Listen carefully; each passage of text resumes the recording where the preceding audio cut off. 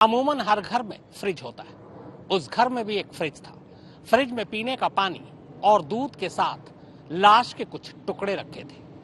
Fridge का मालिक हर रोज उसी फ्रिज से पानी पीता, उसी दूध से चाय बनाता और फिर रात ठीक 2 बजे उसी फ्रिज से लाश के कुछ टुकड़े निकालता और दिल्ली की सड़कों पर निकल पड़ता। पूरे 18 दिनों तक वो ऐसा ही करता रहा और पूरे 6 महीने तक वो इस राज को जमाने से छुपाए रखा। लेकिन फिर अचानक उस फ्रिज की कहानी जब सामने आई तो हर सुनने वाला हैरान रह गया।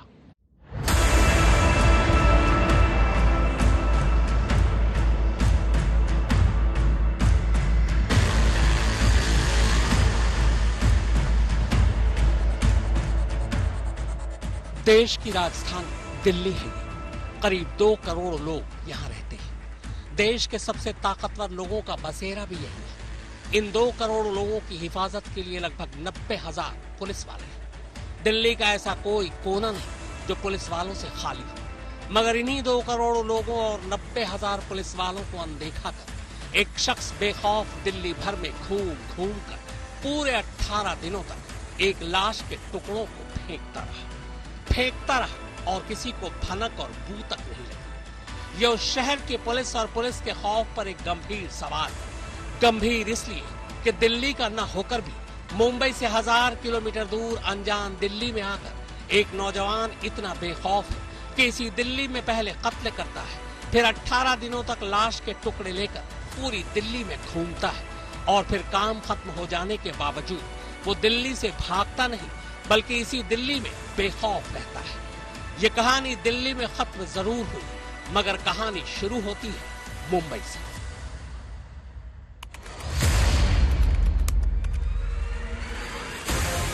27 साल की श्रद्धा विकास बोलकर नौकरी की तलाश में पहली बार मुंबई आती है। महाराष्ट्र के पालघर में अपनी मां और भाई को छोड़कर श्रद्धा के पिता विकास मदन बोलकर पालघर में इलेक्ट्रॉनिक सामान की एक दुकान और सर्विस का काम करते थे।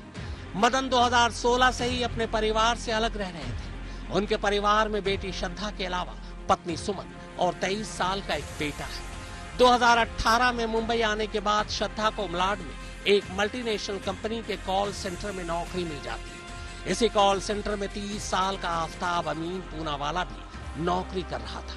यहीं श्रद्धा और आफ्ताब की पहली बार मुलाकात होती है। करीब 8-9 महीने की मुलाकात के बाद दोनों में प्यार हो जाता है। 2019 की शुरुआत में श्रद्धा और आफ्ताब फैसला करते हैं कि अब वो अलग अलग रहने की बजाय एक साथ लिव इन में रहेंगे। इसी के बाद दोनों मलाड में किराए का एक घर ले लेते हैं।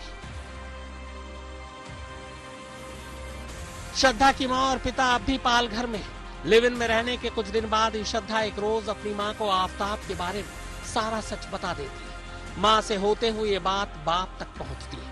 दोनों आफ्ताब के साथ श्रद्धा के रिश्ते का विरोध करते हैं। बातचीत के लिए श्रद्धा को पालघर बुलाते हैं। श्रद्धा पालघर आती है मगर माँ बाप के समझाने के बावजूद वो आफ्ताब के साथ लिव इन में रहने और उसी से शादी करने की जिद पर अड़ी रहती है।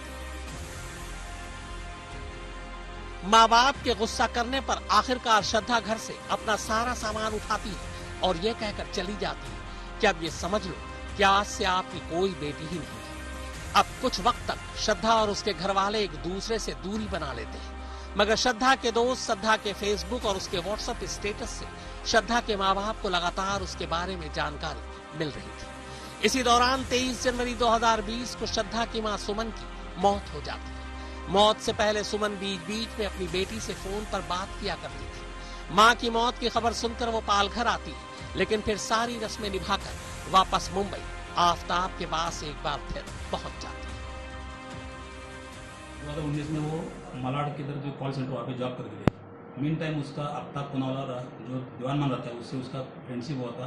बाद में उनका अफेयर हो गया तो उन्होंने पिताजी को बोला अक्टूबर 19 में कि वो मेरा ये आफ्ताब से मेरा दोस्ती है, मेरा फ्रेंडशिप है और मुझे शादी करना है जो भी कुछ है इसके बारे में बताया। लेकिन वो घर वालों का उनको अपोज था। लड़की ने घर वालों का बात सुना नहीं। वो सीधा लिव इन रिलेशन रहने के लिए वसईपुर में रहने के लिए शुरू किया नायक ईस्ट में। मीन टाइम जनवरी 2020 में उसकी माँ ऑफ हो गई। वो माँ ऑफ होने के वास्ते वो पिताजी को घर पे 15 दिन के लिए मिलने आए थे। सब विधि होने के बाद वापस वो अब तक साथ रहती थी।